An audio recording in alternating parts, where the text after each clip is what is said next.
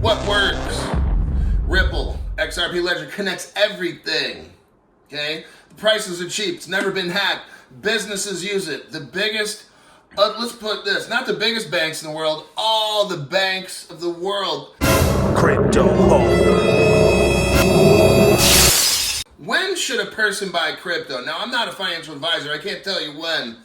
But you buy when there's nothing going on. That's the best time. Why are you going to wait until the prices are 1,000, 5,000, 10,000, 20,000 for XRP, XLM, or XDC and these other cryptos, the quants and the Algorands, Hedera, HBAR, all these things?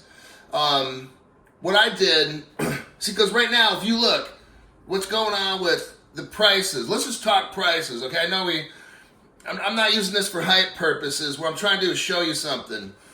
When XRP was pushing its all-time high way back in, 2018, it's just like $3.64 or something. There was nothing going on.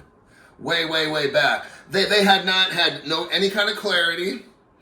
They weren't linked up with all the banks in the world, this and that, but the price was at $3.64. We look at about a couple years back, when the trial and everything, XRP hit like, $1.80 or somewhere in there, like, my crypto was going up.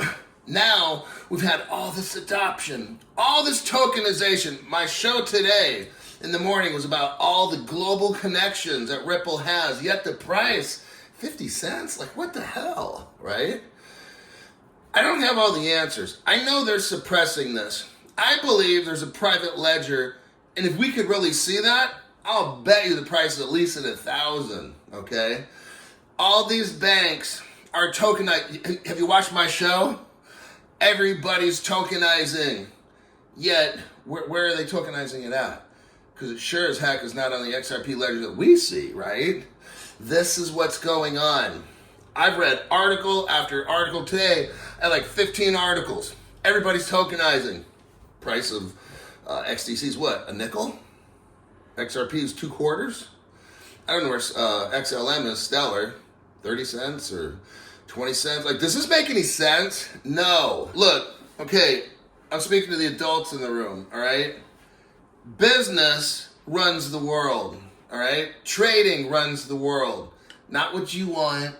Not what you want in your little, I just hope my little crypto does it. Look, what works? Ripple, XRP Ledger connects everything, okay? The prices are cheap. It's never been hacked.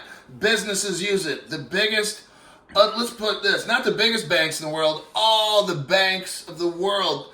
If you've been watching my show, I've been showing you how all the top banks in the world, all the mid-size, all the little banks, they're all Ripple partners. And if they're not Ripple partners, they're joining someone who is, so they can use the XRP Ledger, which is Ripple. It all goes back to them, okay? I'm not going to mention other cryptos, but there is no business like Ripple.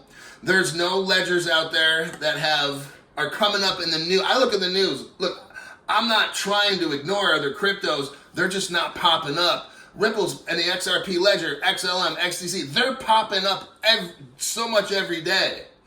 I'm not seeing anybody else. It's not that I'm trying to hate on any other cryptos. I'm not seeing the news. I report stuff that I see on the news. I don't have to try to make stuff up.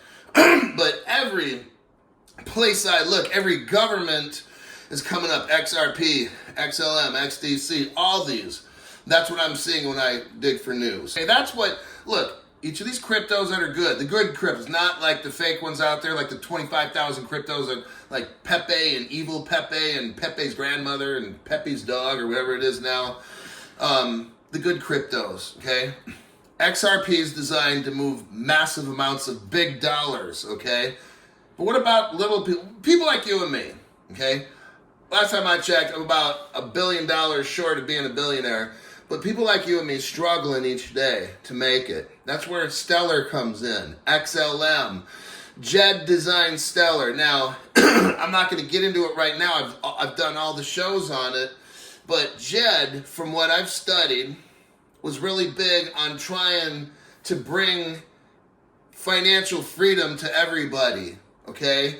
To where, like the world coin and all this stuff, world dollar was called, like, I've done a lot of these shows. Jed, who developed XRP Ledger, along with some other people, and Stellar, he made them both. His goal was to get us poor people a way to maybe move ahead, where we're not, like if you look at all the costs, every time you're using a MasterCard, you're buying gas, 10 cents a gallon, right? You fill up a 15-gallon tank, that's $1.50. Imagine millions and millions and millions of people like you and me losing $1.50. That's just for gas. Then you go buy something you go eat at a restaurant. How much you got to pay for that? But then you go to the grocery store after that. You see the point? It starts adding up. Then you stop by. Oh, let me get my car fixed. You're paying with these payment methods that are charging you. And if you look back at it at the end of the day, are you paying $10 a day just to move money? That's $300 a month. That's $3,600 over that a year. Almost $4,000 a year. And you haven't even bought anything. That's just like fees. So this is where Stellar comes in. Jed tried to help us. He made something for the big money, and he made something for us. That's why Stellar is moving all around the world for small to mid-sized businesses. Think of businesses. When they pay less to move money, they don't need to charge you as much. See, when a business takes a hit, they're going to make you take a hit, okay? My job is to let you see guys. So XRP has its job. Stellar has its job, okay? So those are the two cryptos there. And I try to talk about them equally.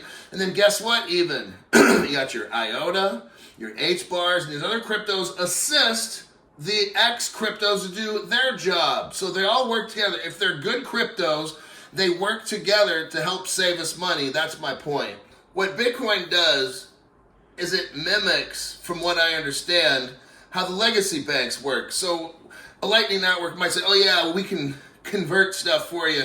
Well, you still got to hold it, okay? The problem with banking today is all these banks all around the world have to have dollars and different monies all around the world that they can't use so they can convert it.